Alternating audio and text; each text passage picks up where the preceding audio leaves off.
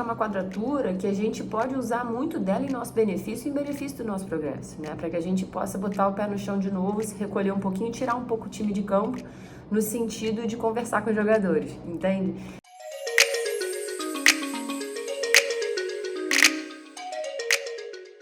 Oi, meus amores, Julie Marie aqui, tô de volta pra gente seguir os nossos estudos semanais sobre os trânsitos lunares, que é o movimento que a Lua faz ao redor da Terra e juntos fazemos ao redor do Sol. Então, cada semana ela vai estrear uma fase nova e é isso que a gente analisa e avalia aqui, que fase é essa que se aproxima, em que signo essa fase vai se dar, de modo que a gente consiga se organizar melhor por dentro. Afinal de contas, assunto de Lua é assunto de sensibilidade, de subjetividade, das nossas oscilações emocionais. Naturalmente, a Lua ela faz com que as marés do oceano oscilem, nós somos água, então a gente vai oscilar junto, vai mudar junto. Então, a gente poder ter o céu, mais uma vez, sempre, como um GPS, como um mapa, literalmente, para que a gente possa navegar pela nossa alma em se tratando de Lua da melhor maneira possível. Para isso que estamos aqui e assim fazemos. Então, nesse vídeo a gente vai falar sobre a próxima fase. A gente acabou de vir de uma lua cheia, fizemos no signo de Libra, então, naturalmente, agora a gente vai tratar de uma lua minguante que vai se dar no signo de Capricórnio, no dia 13 de abril, 6 e pouquinho da manhã. A gente vai ter esse ápice, que é quando Sol e Lua vão estar, né? Sol em Áries, Lua em Capricórnio, ali nos 23 graus.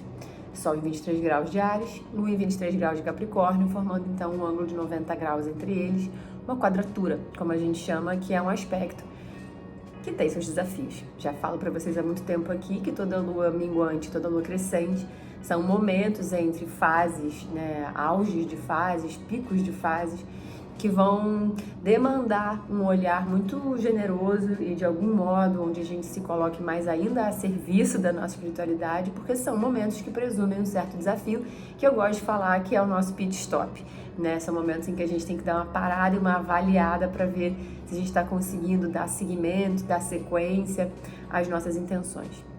A intenção de uma lua minguante é sempre a intenção da natureza na lua minguante, né? Se você pensar nas plantas, a seiva começa a descer do pico das flores, a colheita dos óleos essenciais em lua cheia é o máximo, porque ela está carregada de óleo essencial, aquela seiva, toda a parte de água, de líquido da planta vai se aproximando do cume, do pico da planta e depois ela começa a retornar. Então a gente vai começar um processo natural de introspecção, de resgate, de retorno da nossa emoção, da nossa sensibilidade, das nossas emoções para dentro, né? Então é um processo de introspecção, de fato, que toda lua minguante presume. Então, qual é a questão, né, de um Sol em Áries e uma Lua que mingua em Capricórnio? Eu sinto que, quando a gente fala de um Sol de Áries, a gente está falando de um Sol de extroversão, onde a gente quer tudo para agora, natural, a gente está cheio de vitalidade, a gente está com o nosso pavio aceso, no sentido de se sentir energizados por ele, fortes por ele, fortalecidos, né, por ele, ativos por essa luz. Mas já é uma fase minguante, e ainda é uma minguante em Capricórnio. E a ideia dessa lua minguante em Capricórnio, de maneira nenhuma, é para diminuir ou baixar nossa bola, não se trata disso. É para a gente continuar ativos num momento do céu que é totalmente auspicioso para que a gente dê os próximos passos, para que a gente se movimente, para que a gente tenha mais ousadia, mais coragem para fazer acontecer o que a gente quer, para viver o que a gente quer. Isso é a lei de um céu ariano, de um céu de fogo, sobretudo. Mas a chegada de Capricórnio ela é muito importante, né? Aquele conselho de um avô, né, para um neto, assim, um conselho de alguém mais velho para alguém mais novo, né? Primeiro, tudo tem tempo, tudo tem seu tempo. O tempo tudo explica, o tempo tudo ensina, e se a gente tiver a presença, a gente vai reconhecer o tempo certo de cada coisa e agindo muito melhor assim. Então, esse desafio talvez venha dessa possível sensação de frustração por conta dos tempos que a gente não achou que eram e são.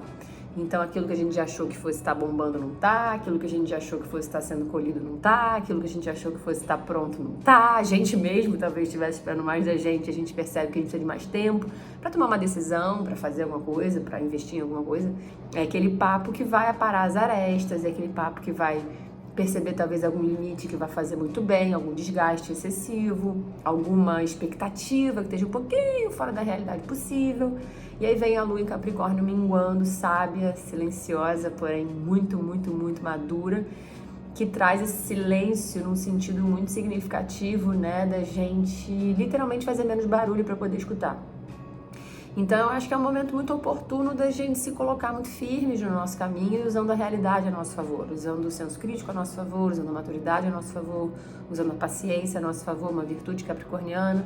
Querendo ou não, Capricórnio chega lá no alto do céu, né? Então Áries tem que ter muito respeito por Capricórnio, porque eles têm alguma coisa que os linkam, que os juntam. Eu adoro, são cardinais, são signos de impulso. Então Áries é o impulso da ação, Capricórnio é o impulso da realização. Mas o impulso da realização de Capricórnio é um impulso maduro, porque ele sabe que a gente tem que esperar o tempo das coisas. Né? Pra você subir um prédio, subir uma montanha, subir qualquer coisa, você tem que ler, você tem que ver se tá tudo certinho, se tá tudo seguro, se tá tudo firme, se tá tudo pronto, se tá tudo certo, pra não cair. Então, eu acho que é um momento oportuno da gente potencializar, na verdade, a nossa jornada, o nosso caminho, as nossas escolhas, né? Por que não andou como era para a intenção de andar? Por que a gente está se sentindo assim? Quais são as, em tese, frustrações? Então, quando você olha com um olhar maduro, generoso, efetivo, capricorniano, você substitui a frustração por uma linha de construção muito razoável, né?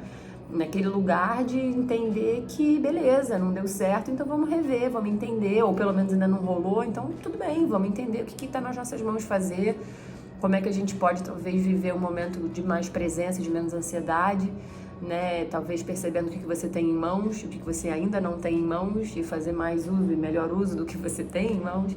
Então é uma maneira bonita de entender o tempo, né? De entender a beleza da iniciativa, da empolgação, da motivação e entender a beleza do tempo, né? Que a gente não pode apressar, não tem essa. A gente nunca vai ver, não adianta lutar contra o tempo porque a gente não vai ganhar. O tempo sabe mais, sempre soube, sempre saberá. Mas se a gente se une a ele, se a gente cria uma aliança com ele, se a gente joga junto com ele, a gente ganha tudo. Então eu acho que a maior beleza dessa quadratura é a gente, arianamente e capricornianamente falando em uma só frase, é a gente jogar junto com o tempo.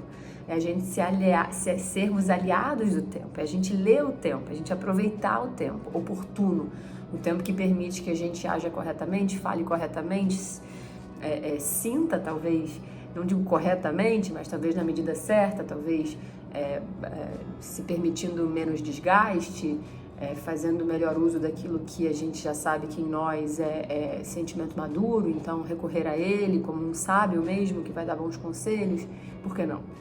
Inclusive, por que não recorrer aos sábios que dão bons conselhos nesse momento também, né? Assim, sempre tem uma palavra de sabedoria quando vem para Capricórnio, né? Porque Capricórnio é um signo que ele é um profundo admirador do tempo que passa, porque ele sabe que nesse tempo tem experiência, tem resultado, então tem progresso no sentido da gente poder olhar para esse tempo e aprender com ele. Então eu acho que é isso, amores. Em vez de a gente sentir essa frustração, a gente sentir essa empolgação de olhar para as circunstâncias e aprender com elas e saber como melhorá-las e como esperá-las, né? Muitas vezes é só ficar mais tempo no forno, não é nem mudar o ingrediente, é só dar mais tempo ao tempo. E outros momentos, por que não? Se preciso for levar toques de aprimoramento, um novo ingrediente, por que não? Pode ser que sim. Mas trata-se, sem dúvida nenhuma, de uma presença que necessita ser feita nesse momento, justamente para que a gente possa ter essas avaliações.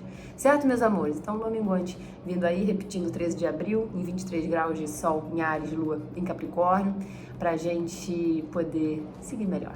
Certo? Beijo em vocês, a gente se vê na próxima.